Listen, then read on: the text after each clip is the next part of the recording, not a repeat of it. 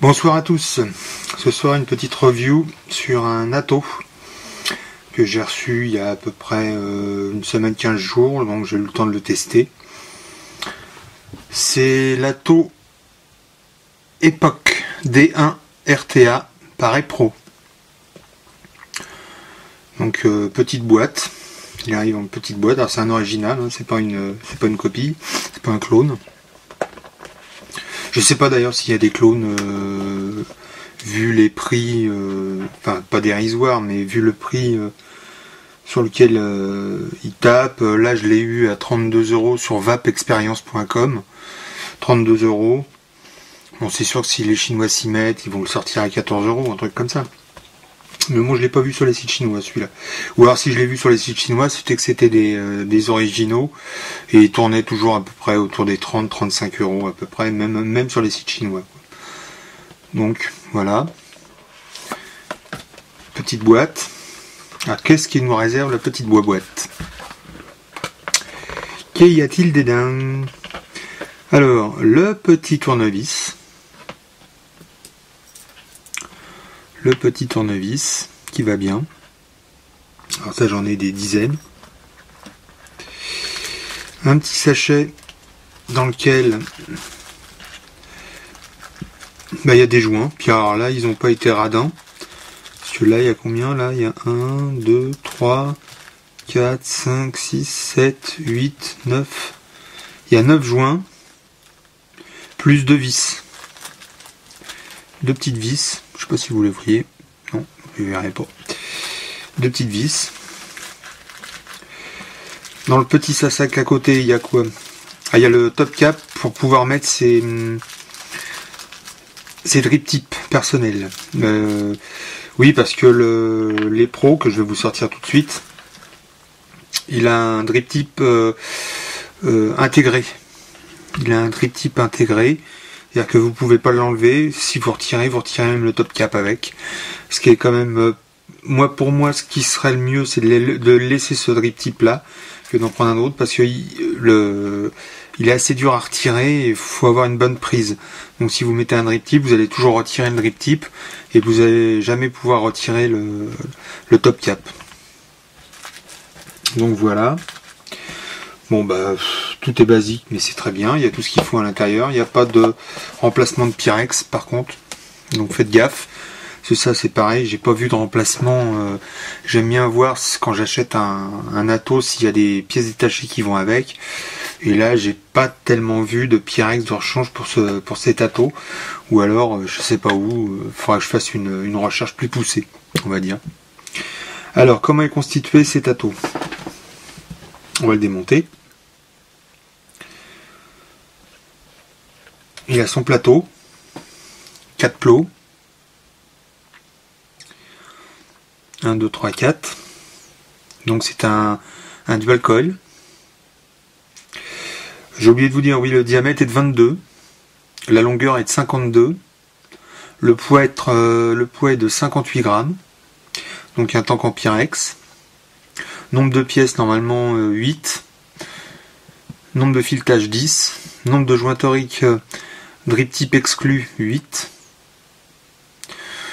La contenance par contre est vraiment minime, 2,5 ml, pardon. La consommation de Joyce est quand même assez importante. C'est pas un Atto qui va consommer énormément de Joyce. C'est-à-dire que pour 1 ml que j'avais mis à l'intérieur, plus l'arrosage entre parenthèses du montage coton, j'ai pu tirer 67 lattes dessus, 67 puffs pour 1 ml. Donc 67, ça le met dans des Attos les plus économiques que j'ai pour l'instant. J'ai des Attos où il y a 40-45 puffs, 67, là on est déjà dans des Attos très économiques. J'ai même mesuré aussi sa température maximum, donc je suis monté à 50 degrés centigrades dessus, en tirant des lattes assez souvent. Il monte en température 50 degrés, mais bon sinon il n'y a pas de souci. Donc là voilà, Donc là, le plateau, comme je disais. Les deux pots positifs et les deux pots négatifs en partant du milieu.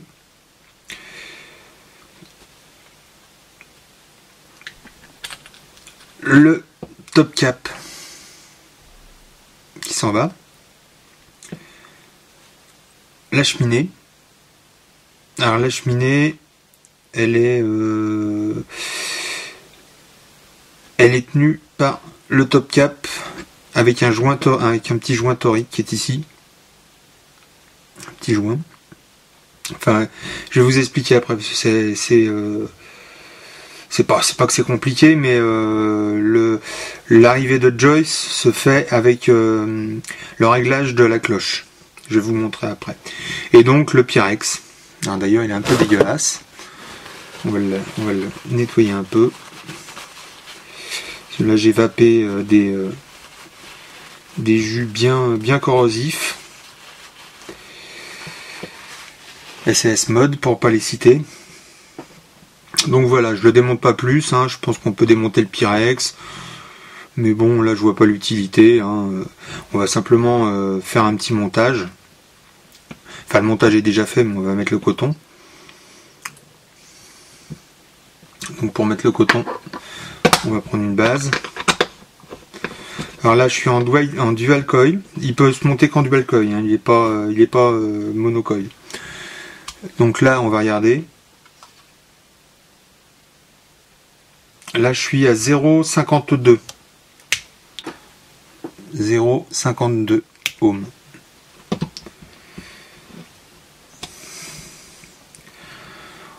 Pour changer un peu, on va prendre la Fiber Crix. Je vais faire deux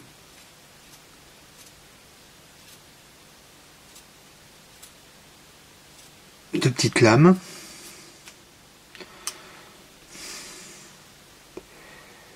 Pas besoin d'en mettre des tonnes. Surtout que vous allez voir, il est assez facile en montage.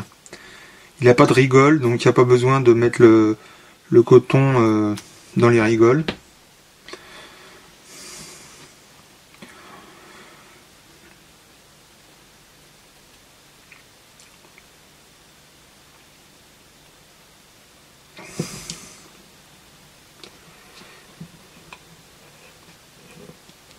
Voilà. Alors on laisse 5-6 mm de chaque côté.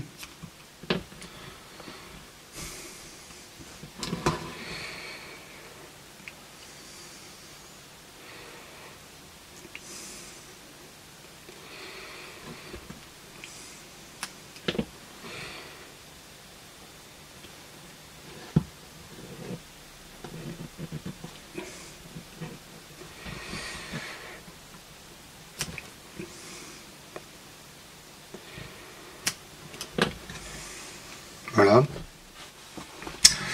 On va venir imbiber tout ça.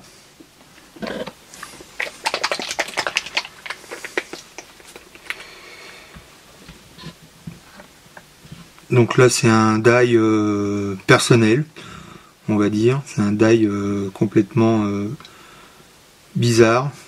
Je vais vous donner la recette. Mais bon, il y a que moi qui l'aime. J'ai déjà fait essayer à des potes, ils ont trouvé ça dégueu. C'est 10 ml de Red Aster, 10 ml de Black and Blue, 10 ml de Clarate, 10 ml d'alpha liquide sapin et 10 ml de réglisse. Et ça fait un dial complètement bizarre. Mais bon, j'aime bien, c'est frais. Ça change du Red Aster tout le temps le même. Donc voilà. Alors là, il suffit de placer les cotons dans les trous. Si vous en avez trop, il suffit de couper.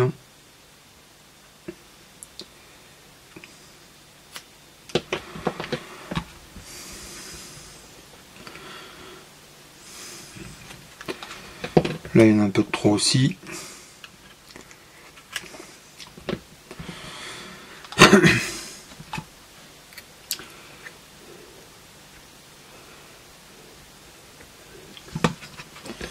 Et là il y en a un peu de trop aussi.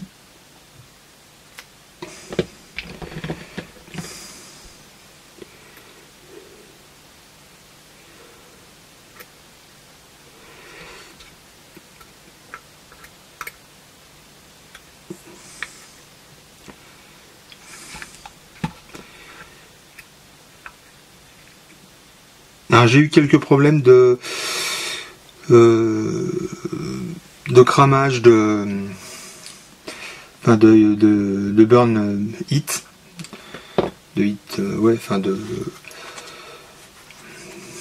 comment on dit, je me rappelle même plus. Enfin bon, le coton qui cramait, mais c'est parce que j'avais mis beaucoup trop de coton, donc là il n'y aura pas de problème. Donc là on met la cloche. Et c'est là, je vous expliquais, là je vais faire un petit zoom avant, un petit réglage, voilà. Là vous avez la cloche qui vient, et vous avez, si je serre la cloche à fond,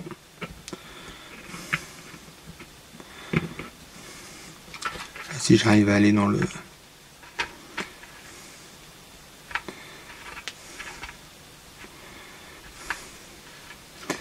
Si je serre la cloche à fond, vous n'avez plus d'entrée de liquide du tout. Donc là, vous fermez votre entrée de liquide. Donc là, c'est le cramage assuré. Donc le fait, il faut laisser ouvert. Donc là, on peut ouvrir, voilà, comme ça. Là, vous avez une entrée de joyce qui va se faire tout autour. Donc qui vont imbiber bien vos mèches, votre coton. Donc là il n'y aura pas de risque de j'arriverai jamais à le trouver ce nom, fin de cramage quoi. Donc là on remet la base, enfin le corps, et on remplit par ici.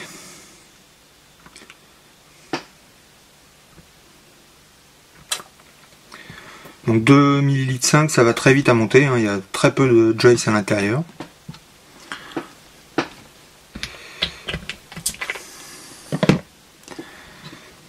Et on met son top cap. Et là on trouve le bon cran.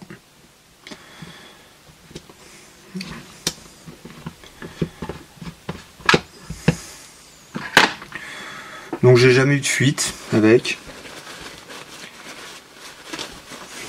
Pas de dry hit, voilà, ce que j'allais dire depuis tout à l'heure que je cherchais. Pas de dry hit. Donc le voilà, prêt à l'emploi. On va faire un petit test de vape.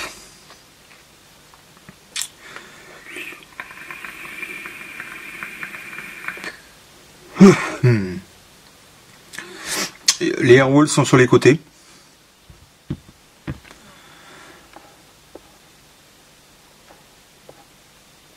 De chaque côté, vous avez un air wall. Là, une petite fuite. C'est parce que j'ai rempli sans avoir fermé justement le air wall.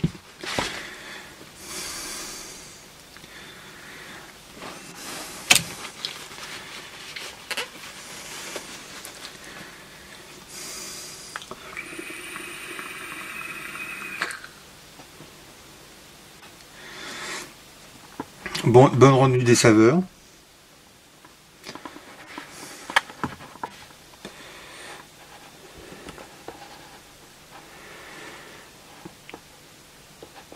Bonne rendue des saveurs. Bonne vapeur.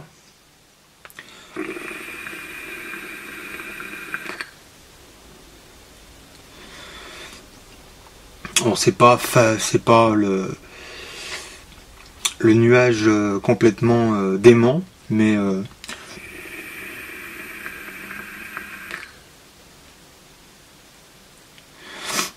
et ça va. Donc voilà pour le époque ou époche je sais pas comment on peut le dire. Les poches D1 RTA, pareil pro. Là j'ai son petit frère qui va arriver, enfin son petit frère c'est son, on va dire c'est son père, parce que c'est la version d'avant, celle-là, je ferai une review dessus. Et aussi en review, là j'ai reçu ce matin mon Aspire Triton. J'attends le plateau RTA, qui devrait pas tarder à arriver, que j'ai commandé chez Taclop je crois. Pour 10-12 euros, je me rappelle plus. Alors c'est un montage qui va être différent des autres, j'expliquerai comment on monte sur le RTA. Voilà les amis, je vous souhaite une bonne soirée à tous, une bonne vape, et puis à la prochaine, allez ciao.